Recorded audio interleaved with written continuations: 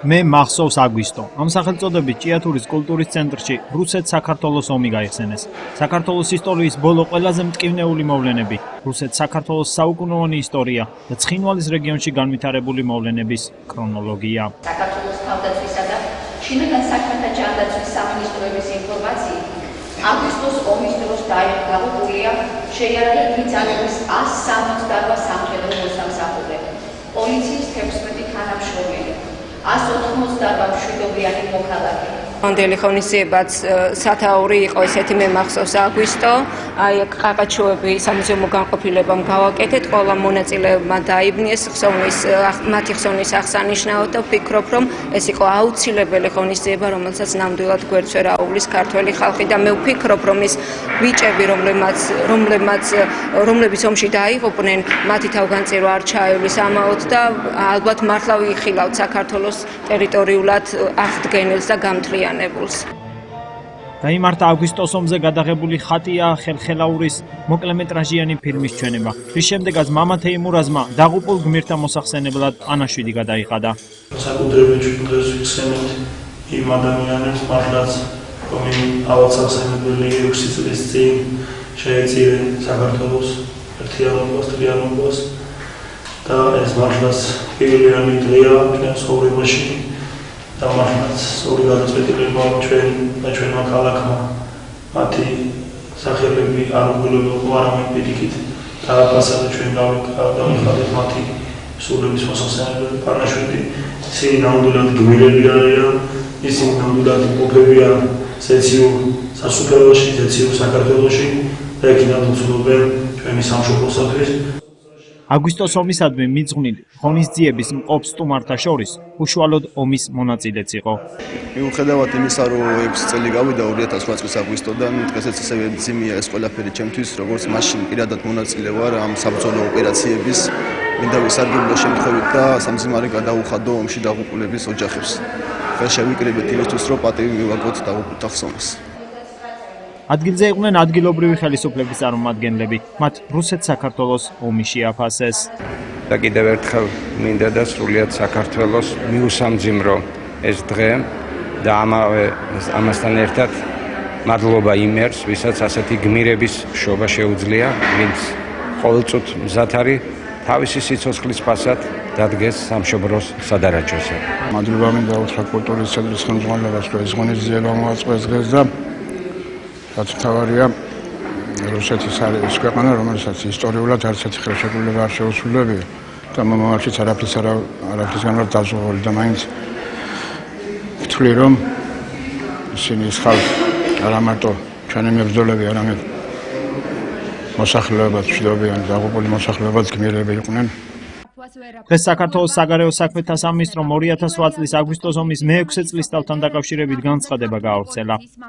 2014 წლის 7 აგვისტოს 6 წელი შესრულდა რუსეთის ფედერაციის მიერ საქართველოს წინააღმდეგ აგრესიის განხორციელებისა და სუვერენული დამოუკიდებელი სახელმწიფოს ტერიტორიების ოკუპაციიდან. 2008 წლის აგვისტოს ომის 6 წლის თავზე საოკუპაციო ძალები კვლავაც ანხორციელებენ ეფექტურ კონტროლს საქართველოს აფხაზეთისა და ცხინვალის რეგიონებში, რომლის შედეგადაც უხეშად ილახება ადგილობრივი მოსახლეობის ფუნდამენტური უფლებები, ხოლო ეთნიკური წმენდის რამდენიმე ტალღის ასობით ათასობით მსხვერპლს არ ეძლევა საკუთარ სახლებში უსაფრთხო და ღირსეული დაბრუნების უფლება. საერთაშორისო თანამეგობრობის მრავალი მოწოდების მიუხედავად კვლავ ირღვევა 2008 წლის 12 აგვისტოს ცეცხლის შეწყვეტის შეთანხმების პირობები, საერთაშორისო ვალდებულებების სრული უგულებელყოფით, საოკუპაციო ხაზის გასწვრივ მიმდინარეობს მავთუხლართების გავლებისა და სხვა ხელოვნური ბარიერების აღმართვის პროცესები, რაც არღვევს ადგილობრივი მოსახლეობის სამოქალაქო, სოციალურ და ეკონომიკურ უფლებებს, უპირველესად თავისუფალი გადაადგილების უფლებას, ნათქვამია განცხადებაში.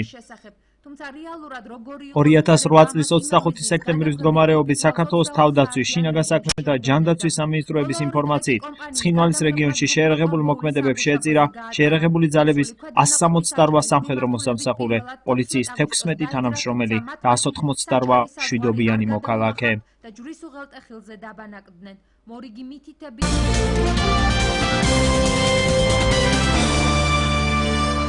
რესპონდენტთა თქმით, წამოარგების სისტემის მხრივ არაფერი არ შეცვლილა, თითქოს და ფინანსები გამოიყო, მაგრამ მდგომარეობა ისევ ისეთია.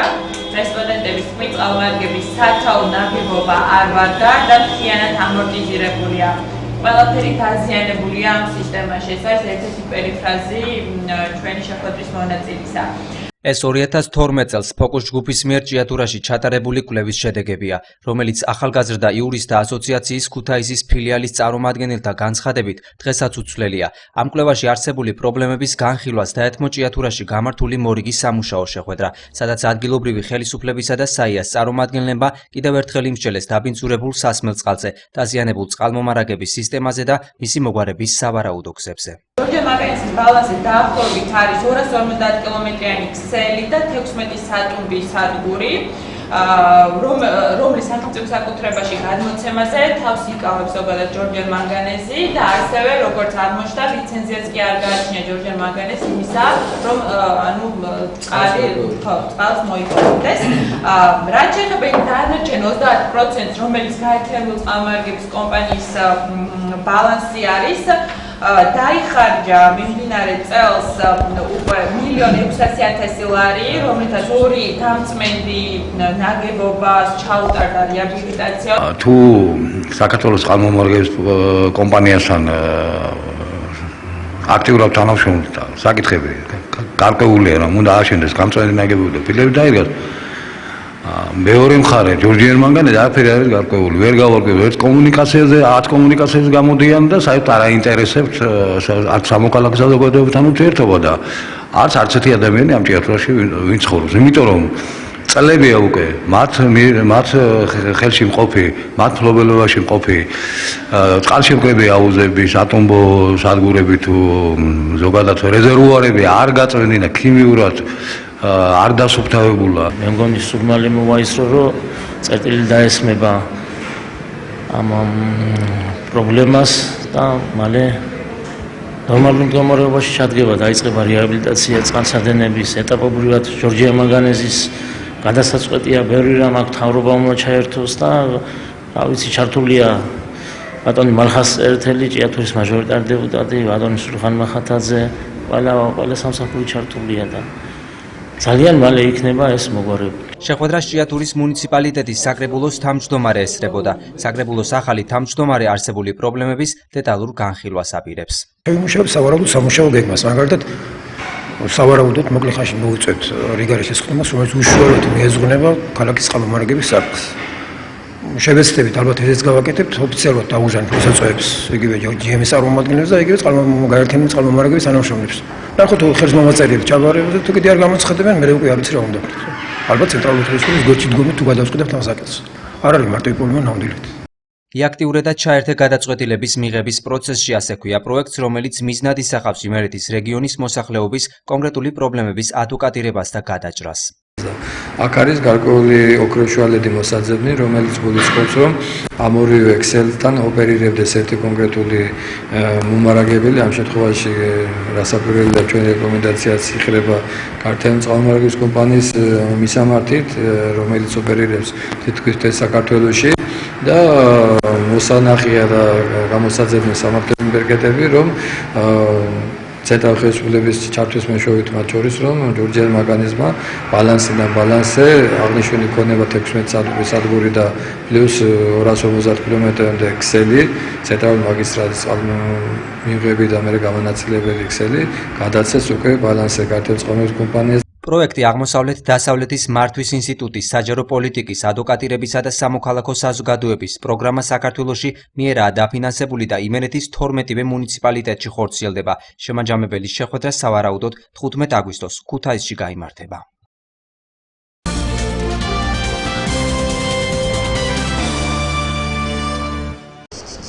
ციფრულ საეთერო პლატფორმაზე გადასვლა და რეგიონული თუ ადგილობრივი მაუწყებლების გამოწვევები ამის შესახებ არასამთავრობო ორგანიზაციების რეგიონული და ადგილობრივი მაუწყებლებისა და კომუნიკაციების მარეგულირებელ ეროვნული კომისიის მიერ შეხვედრა გაიმართა. შეხვედრაზე კომისიამ მაუწყებლებს დეციმეტრული მულტიპლექსების აგებისას გაერთიანებისკენ მოუწოდა, რაზეც მაუწყებლების ნაწილმა პროტესტი გამოთქვა. ისინი მიიჩნევენ, რომ გაერთიანება სარეკლამო ბაზრის დაკარგვას და საბოლოოდ მათ გაკოტრებას გამოიწვევს.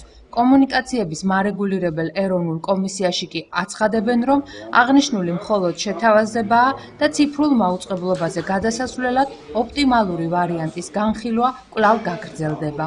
საჭიროა უფრო მეტი კონსულტაცია, საჭიროა რომ ჩამოყალიბდეთ ამ საკითხებთან დაკავშირებით და ამის შემდეგ მიღებული იქნას გადაწყვეტილება.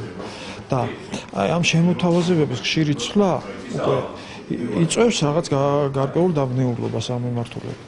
ამ სისტემის შეცვლა ავტომატურად ნიშნავს იმას, რომ თანახმახარ თუ არა კოოპერირების სხვებთან. მე ვფიქრობ, რომ მარკეტინგული თვალსაზრისით ჯობია რომ გქონდეს საკუთარი სიხშირე და ააგოს საკუთარი მულტიპლექსი. ამასთან ერთად, რაც შეეხება თვითონ სპეციფიკას რეგიონების მიხედვით, ჯობია გაფართოებას, ჯობია რომ მიხედო შენს რეგიონს და უზრუნველყო მდგრადობა სუფთა მარკეტინგული თვალსაზრისით ადგილზე. მიუხედავად იმისა, რომ ჩვენ ვიღებთ უფრო ფართო ზონას მაუწყებლობისთვის და კიდევ არის რამდენიმე პლუსი აქ, რომელსაც კარგი დათვლა უნდა, მაინც ყველაფერი იხრება იქეთკენ, რომ ვფიქრობ, რომ ამ ნაწილშიც კი საკუთრების აღრევა არ ღირს არანაირად და ჯობია რომ დავრჩეთ საკუთარ სიხშირეებზე, საკუთარ ზონებში. დღეს სახელმწიფოს მიერ ზოგადად შეიძლება არის ორ ვერსიაზე საუბარი. ერთი რომ ადგილობრივმა ტელევიზიებმა თავიანთ ლოკალურ არეალებში ააგოს საკუთარი მულტიპლექსი, მარტივად თქვათ ეს ხშირ შემთხვევაში ერთი გადამცემი ან ორი გადამცემი მოიფარგლება მეტრულად და მეორე ვერსია რაც დღეს განიხილება რომ რეგიონების მიხედვით გაერთიანდნენ ტელევიზიები, მათ ააგონ ერთი მულტიპლექსი და გაზარდონ საკუთარი დაფარვის ზონა. ორი საკითხია აქ მნიშვნელოვანი. პირველ შემთხვევაში ეს არის ძალიან ხარჯ-ეფექტური, ასე თქვა დაბალი ღირებულების, როდესაც შენ ანალოგიურს ცვლი ციფრული და იქ იყენებ ბევრ ამას, მეორე შემთხვევაში, დეციმეტრული შემთხვევაში იზრდება ხარჯები. იზრდება ხარჯები იმდენად, რამდენადაც კი ფართოვდება არეალი, თუმცა იზრდება უკვე იქ სარელეოს ხარჯები, გადამცემის ხარჯები და რა თქმა უნდა იზრდება აუდიტორიაც. პირველ შემთხვევაში ტელევიზიები ინარჩუნებენ აბსოლუტურ დამოუკიდებლობას და ისინი თვითონ არეგულირებენ ამ პროცესს, მეორე შემთხვევაში მათ უწევთ ერთი საერთო არეალში კონკურენტულ გარემოში შესვლა ერთმანეთთან და მეორე იგივე საერთო არეალში ერთობლივად გადაწყვეტილებების მიღება. მეორე შემთხვევა გაართულებს პროცესს და გასათვალისწინებელია ბაზრის პრინციპი. დღეს ტელევიზიები მორგებულები არიან ლოკალურ ბაზარს, რაც რეალურად ამუშავებს ამ კომპანიებს. გაერთიანების შემთხვევაში და კონკურენციის გაზრდის შემთხვევაში ბაზარი არ მისცემთ საშუალებას ამ ტელევიზიებს, რომ ისინი თანაბრად განვითარდნენ. ანუ მოუწევს კომისიამ პირველ ეტაპზე ადგილობრივი მაუწყებლებისთვის გამოყო მეტრული დიაპაზონის სიხშირული რესურსი, სადაც თითოეულს ენიჭებოდა პროსტატ მიენიჭებოდა ალბათ. ესაც შეთავაზება იყო და მიენიჭებოდა სათავთ თითოეულს მეტრული დიაპაზონის არხი, მაგრამ მე აღმოჩნდა ისეთი შეუთანხმებლობა მაუწყებლებს შორის, რამდენიმე კომპანიამ მოგწერა ჩვენ ოფიციალურ წერილით შემოვიდნენ, რომ მათ სურთ დეციმეტრული დიაპაზონის სიხშირეების გამოყენება, ამიტომ კომისიამ გადაწყვეტა გაეკეთებინა დეციმეტრული დიაპაზონის სიხშირული გადანაწილება და იმის გამო რომ ამ დიაპაზონში შეზღუდულია სიხშირული რესურსი უკვე გადავწყვეტეთ ცალკე მულტიპლექსები გამოგვიყენა, სადაც გავაერთიანეთ რამდენიმე ადგილობრივი მაუწყებელი. შესაბამისად ეს შემოთავაზება გააკეთა დღეს კომისიამ, რომელიც რა თქმა უნდა არ არის ჯერ ისეთ დონეზე, რომ მაინც და მაინც ამ მიმართულებით უნდა წავიდეს ეს განაწილება სიხშირული, მაგრამ ეს შემოთავაზება გააკეთა და მიეცა განსახილველად როგორც ადგილობრივი ტელევიზიების თითოეულ წარმოადგენს, ასევე ამ ასოციაციებს. შეხვედრა შეეხებოდა რეგიონული მაუწყებლების და ლოკალური მაუწყებლების გაციფრულების საკითხებს და აქ წარმოდგენილი იყო ის პრობლემები, ასე ვთქვათ, რაც მათ აწუხებთ, პირველ რიგში შეეხებოდა სიხშირული რესურსის შეცვლას, თუმცა როდესაც ჩვენ ვსაუბრობთ მეტრული სიხშირის დატოვებაზე, სხვა პრობლემებია ბევრად უფრო მეტი. ეს არის სიძვირე რისივერების, ანტენების სიძვირე, ანუ აპარატურა მთელი მსოფლიო არის გადაწყობილი იქითკენ, რომ მაუწყებლობა უნდა იყოს რეგიონული მათ შორის, დეციმეტრულ სიხშირეებზე და შესაბამისად აპარატურაც ტექნიკურ მხარეს გულისხმობ, რომელიც მათ უნდა დაამონტაჟონ თავიანთ ანძებზე და გაასხელონ თავიანთი კონტენტი, შედარებით უფრო ძვირია ვიდრე ეს მეტროლში. იგივე პრობლემაა რისივერების ბაზარზე, იგივე პრობლემაა ანტენების ბაზარზე. ამ პრობლემების კონტექსტში მათთვის ჩემი აზრით პირადად, ჩვენი ორგანიზაციის აზრითაც უალტერნატივოა ის, რომ მოხდეს დეციმეტრული სიხშირეების ქსელის აშენება, იმიტომ ეს ბევრად უფრო გრძელვადიან პერიოდზე იქნება გათვლილი და ეს არ იქნება 5 წლიან 6 წლიან პერსპექტივაზე მორგებული დროებითი ტექნიკური გადაწყვეტა. აქედან გამომდინარე ვფიქრობ, რომ კომისიის შემოთავაზებაც დღეს გააკეთა მარაგულმა კომისიამ სიხშირეების შეცვლის კუთხით საკმაოდ მნიშვნელოვანია და ალბათ მისაღები უნდა იყოს მათთვის.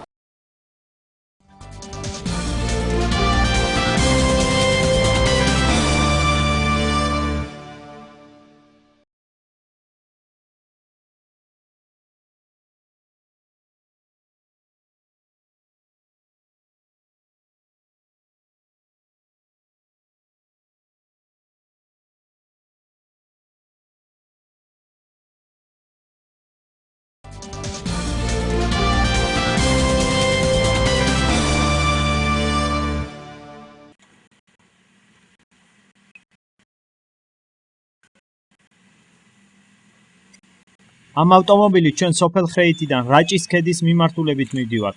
გადაადგილების მიზეზი რაჭის ქედის სამხრეთ კალთაზე ექსპედიციის მოწყობაა. ადგილამდე მისასვლელი გზა იმდენად დაზიანებულია, რომ მაღალი გამავლობის ტრანსპორტსაც კი უჭირს გადაადგილება.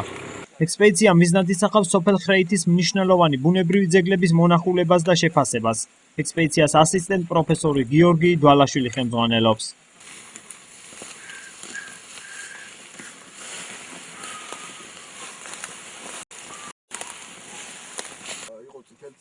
პირველი ადგილი, სადაც ექსპედიცია ჩერდება, ეგრეთ წოდებული ქვაყუნტია.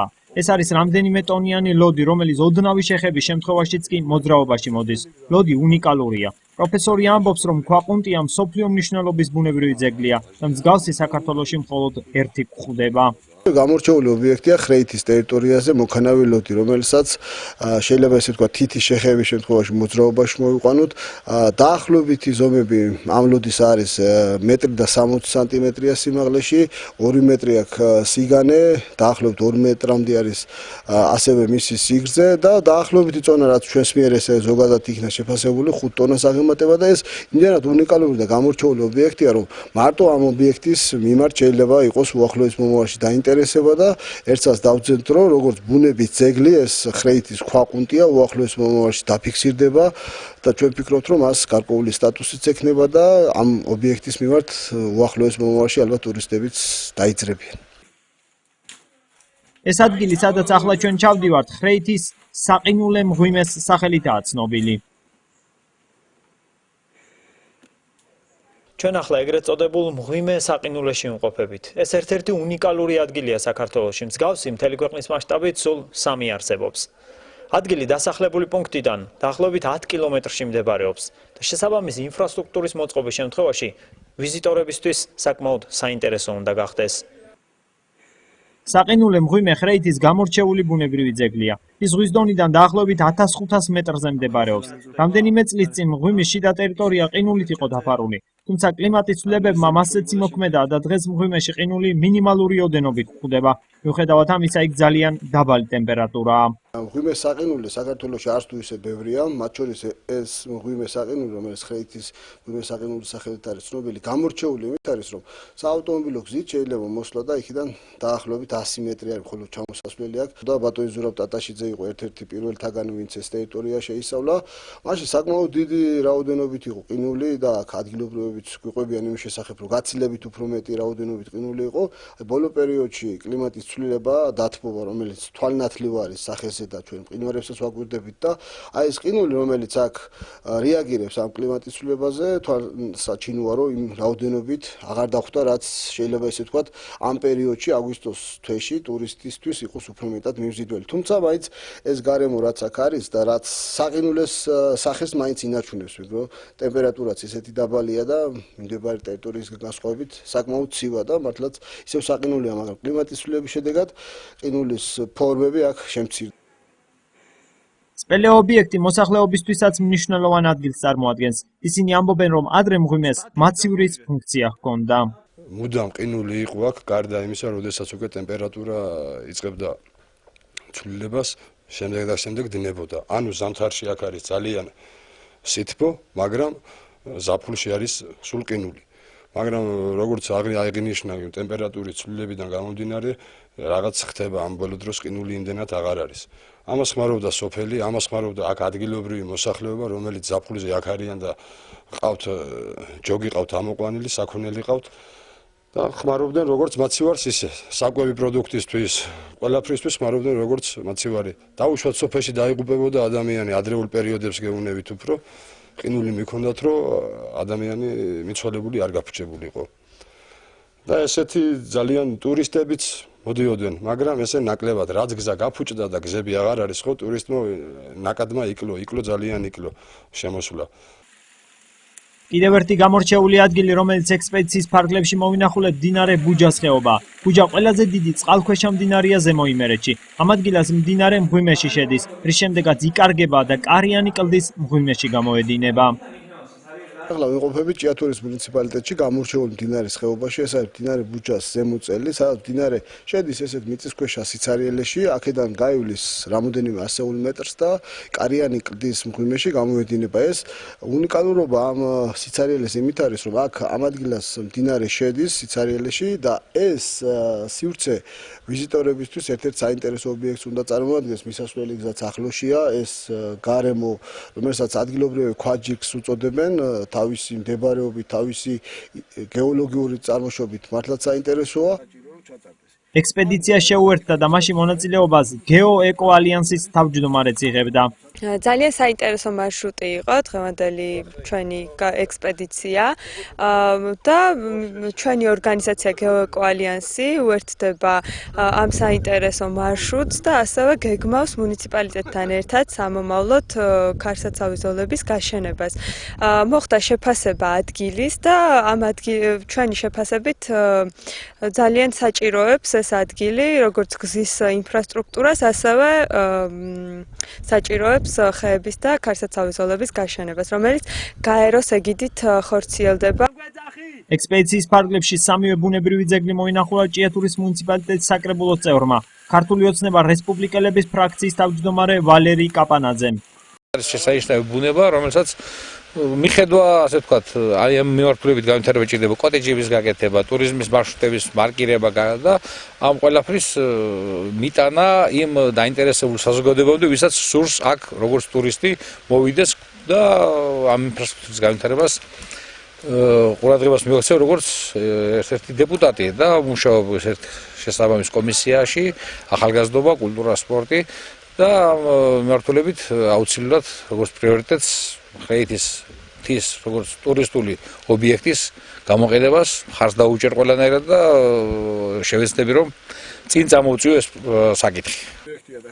გიორგი დვალაშვილის მიერ ბუნებრივი ძეგლების შეფასება მოხდა. პროფესორი მიიჩნევს, რომ ხეითის ამ მხარეს და ზოგადად სოფელს დიდი ტურისტული პოტენციალი აქვს და შესაბამისი ინფრასტრუქტურის მოწყობის შემთხვევაში ვიზიტორებისთვის ძალიან საინტერესო იქნება. მისივე თქმით, მსგავსი უნიკალური ადგილები საქართველოში იშვიათია. ეს რაჭის ქედის სამხრეთი ფერდობი გამორჩეულია თავისი ბუნების ძეგლებით და ვფიქრობთ, რომ ჩვენი ამ შეფასებით შესავლის შემდეგ ეს ტერიტორიები ისედაც ზოგადად შესავლელი იყო, მაგრამ ჩვენ გვინდა ახლა ტურისტული რესურსი შევაფასოთ. იმედი გვაქვს, რომ უახლოეს მომავალში აქ ტურისტების ნაკადი მოვა და ჩვენი ეს ექსპედიცია, რომელიც მიზნად ისახავს ამ ტერიტორიაზე არსებული ბუნების ძეგლების ორგანიზაციას, თავისებურად შედეგს გამოიღებს და უახლოეს მომავალში აქ ვიზიტორებს უნდა ველოთ. ყველაზე მთავარი მაინც აქ არის მისასვლელი გზების კეთილმოწყობა. იმ დონეზე მაინც უნდა იყოს, თუნდაც როგორიც იყო 25 წლის წინ, როდესაც აქ ნებისმიერი მანქანით შეიძლებოდა მოსვლა, თუ ეს გზა, მოსასვლელი გზა გაკეთდება და ამავდროულად იქნება საინფორმაციო დაფები, რომ ეს ტურისტული მარშრუტი გამორჩეულია, იმით ვიტოვებთ, რომ აქ ტურისტი მარტივად მოვა. ბუნებრივი ძეგლების უნიკალურობიდან გამომდინარე, გიორგი დვალაშვილი ფიქრობს, რომ აღნიშნულ ტერიტორიაზე ტურისტები გამოჩნდებიან. ვიზიტორებისთვის სოფელში კიდევ რამდენიმე გამორჩეული და საინტერესო ადგილი მდებარეობს.